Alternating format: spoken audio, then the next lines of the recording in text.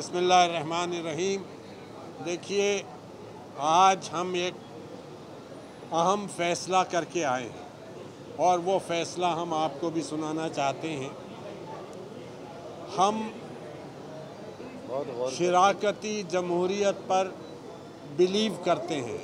ये जो conventional democracy है, जो एग्जिस्टिंग डेमोक्रेसी है, जो मौजूदा जमहूरियत है, इसमें हम बिलीव नहीं करते। हम बिलीव करते हैं कि पार्टिसिपेटरी डेमोक्रेसी होनी चाहिए, शराकती जमहूरियत होनी चाहिए। इसलिए आज हमने बहुत गौर व खौस के बाद, डिस्कशन करने के बाद, अपने मेंबर्स की राय लेने के बाद, पार्टी की ओपिनियन लेने के बाद, फिर पार्टी से फ़ैसला आने के बाद, फिर उस पर गौर करने के बाद बहुत देर से समझ के हमने ये फ़ैसला किया है। इसमें हम तमाम मेंबरान की राय शामिल है।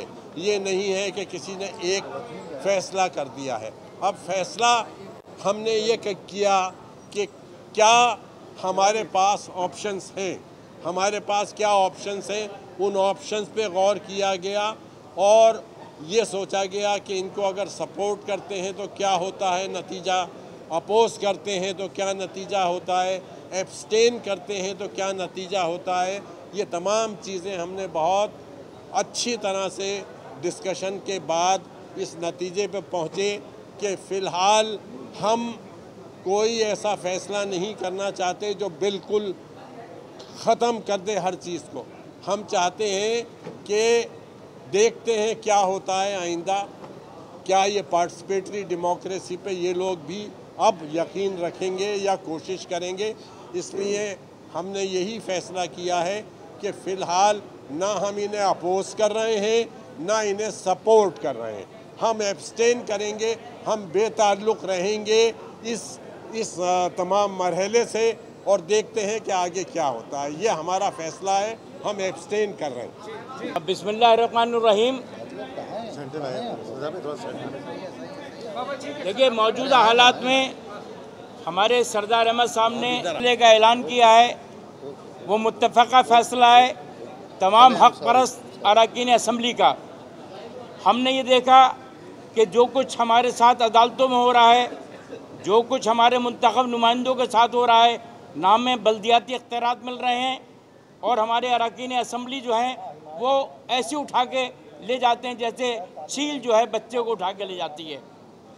ये प्रोटेस्ट का एक तरीक़ा है जिसको हम अपना रहे हैं, इस दुआ के साथ कि एडमिनिस्ट्रेशन जो इस्टेब्लिशमेंट जो है वो हमारी एब्सटेन करने को हमारी नाकामी तस्वुर ना करे।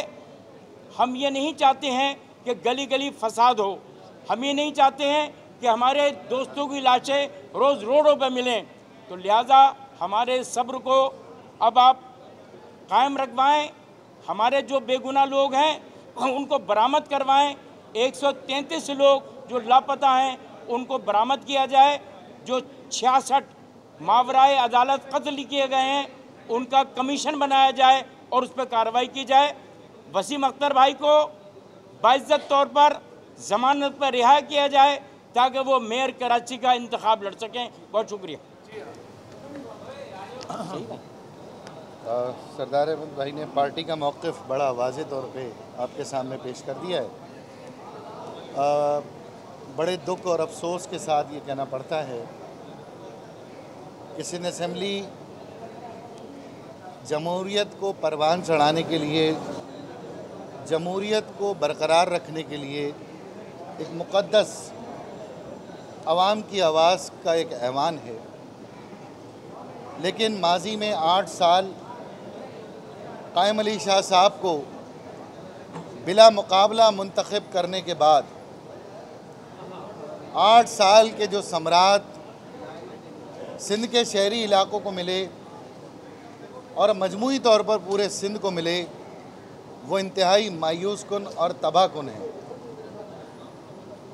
जब इस हाउस की करारदादों की अहमियत नहीं, इस हाउस के वोटिंग की अहमियत नहीं, इस हाउस में एक जालिम मेजॉरिटी अपनी मनमानी कर रही है तो हम मुखालफत करें या हिमायत करें, तबाही सिंध का मुकद्दर बन गई है। तो ऐसी सूरत हाल में हम इस वोटिंग को और इस वोटिंग के ड्रामे से अपने आप को बाहर रख रहे हैं।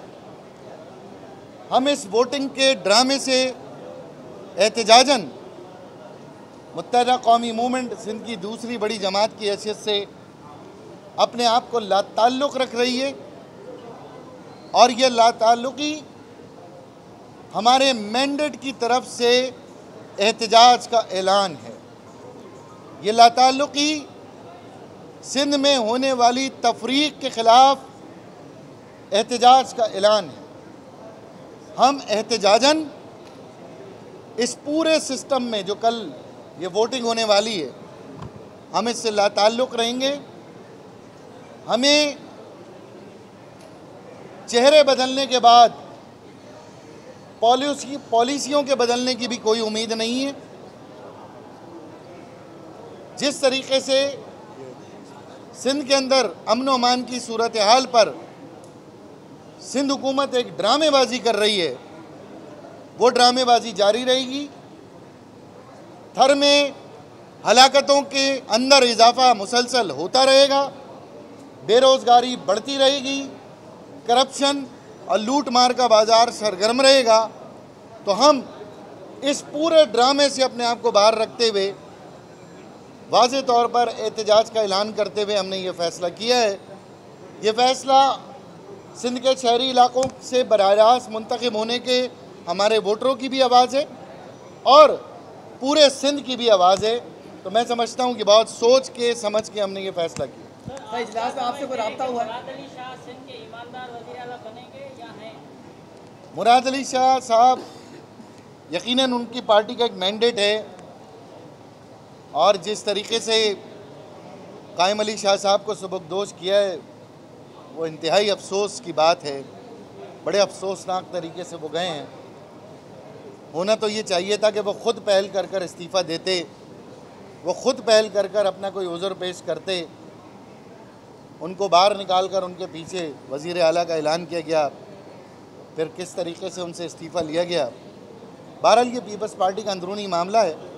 लेकिन मुराद अली शाह साहब को पहली दफ़ा असेंबली में नहीं आए, वो पिछले 4 साल मुशीर ख़जाना और फाइनेंस मिनिस्टर भी रहे, और वो इस पूरे सिस्टम का हिस्सा हैं। तो पिछले 8 साल होने वाली तबाही के मुराद अली शाह साहब भी बराबर के ज़िम्मेदार रहे हैं। अब वो इसका मदावा कैसे करते हैं 22 महीने में, वो कौन से ऐसे मौजज़ात दिखाते हैं, ये तो उन्हीं को पता है। लेकिन हमें इस 22 महीने में भी तबाही नज़र आ रही है, और हम आज सिंध के अवाम को गवाह बनाकर उनकी अमानत इस पूरे सिस्टम से बाहर रहकर हम उनकी अमानत का एक हक़ अदा कर रहे हैं। पहली चीज़ तो हमें पाकिस्तान पीपल्स पार्टी से नामज़द वज़ीर आला समेत किसी ने राब्ता नहीं किया, और उन्होंने जब राब्ता नहीं किया तो यकीनन हमने भी यही मुनासिब समझा कि तर्क ताल्लुक़ ही रखें। जहाँ तक आप फरमा रहे हैं कि सिंध में तब्दीली और या जो सूरत हाल है, तो यकीनन हम एक मुश्किल सूरत हाल से गुज़र रहे हैं। सियासी तौर पर हमारे लिए एक इंतहाई जबर हमारे ऊपर मुसल्लत है। लेकिन ये 22 महीने पीपल्स पार्टी से भी गुजरेंगे नहीं। तो मुझे मालूम है कि आने वाले वक्त में चिराग उधर के भी बुझ रहे हैं। तो जो काम कुदरत खुद कर रही है और जो काम पीपल्स पार्टी खुद कर रही है, तो उसमें हम अपना हिस्सा क्यों डालें? नहीं, मगर आपने ये कहा था, आपने ये कहा था ईद के बाद आप इनकी ईद तो शायद कुछ ज़्यादा ही लगे, लेकिन आपने ये ज़रूर कहा था कि ईद के बाद ज़रूर हम कुछ करेंगे। तो आपको अगर मौका मिला है ईद के बाद ज़रूर कुछ करने का, तो वो आप मुमकिन तौर पर कुछ कर नहीं पा रहे? नहीं, ऐसा नहीं है। देखिए, मैंने आपसे ये ज़रूर कहा था कि शायद महीने 2 महीने अपनी बजट तकरीर में कहा था कि वज़ीर ना रहें। मैंने ये ज़रूर कहा था, और वज़ीर आला साहब को भी मैंने कहा था कि अब शायद ज़्यादा अरसे आप ना रहें। लेकिन मैं गुजारिश ये भी कर रहा हूँ कि मुराद अली शाह साहब के लिए भी आगे काफ़ी मुश्किलात हैं, जल्दी अंदाज़ा हो जाएगा। तो आपकी क्या ये आपका ख्वाब था या आपकी ये आपका ख्वाब था? ये आपका ख्वाब था? ये आमाल हैं, हुकूमत के आमाल हैं। कल हम शिरकत करेंगे, बिल्कुल शिरकत करेंगे, बिल्कुल शिरकत करेंगे और अपना एहतजाज रिकॉर्ड कराएंगे। देखें, हम करप्शन के साथ साथ पूरे सिंध के अंदर जराइम का ख़ात्मा चाहते हैं। जराइम का ख़ात्मा पूरे सिंध में अभी भी अगवा बराए तावान, डकैतियाँ, मासूम लोगों के ऊपर जबर और तसल्लुत है। तो अगर इख्तियार किसी भी फोर्स को देना है, किसी भी कानून नाफिज करने वाले इदारों को देना है, तो पूरे सूबे में देना है। ये तो पीपल्स पार्टी कहती है कि कराची और सिंध अलग नहीं है, लेकिन रेंजर्स के मामले में कराची अलग है और सिंध अलग है। और ये काम हमने नहीं किया, ये काम पीपल्स पार्टी ने किया है। पीपल्स पार्टी ने कराची को और सिंध को अलहदा किया है और कराची और सिंध को अलहदा रखने की पॉलिसियाँ जारी हैं। आगे चलकर भी अगर सिंध की तकसीम की कोई बात हुई तो वो सिर्फ उसकी जिम्मेदार पीपल्स पार्टी और उनकी पॉलिसियाँ होंगी। ख्वाजा साहब ये बताइए, आपने अभी ऐलान किया, लेकिन इसके बाद अगर वो कोई रब्ता कर लेते हैं या जो मुराद अली शाह साहब हैं पीपल्स पार्टी के नामजद उम्मीदवार आपके पास आते हैं, तो क्या कोई बातचीत की गुंजाइश अब भी मौजूद है? मैं सिर्फ दुआ करूँगा उनके लिए, उनके राब्ते की सूरत में। दुआ खैर अभी हो जाए।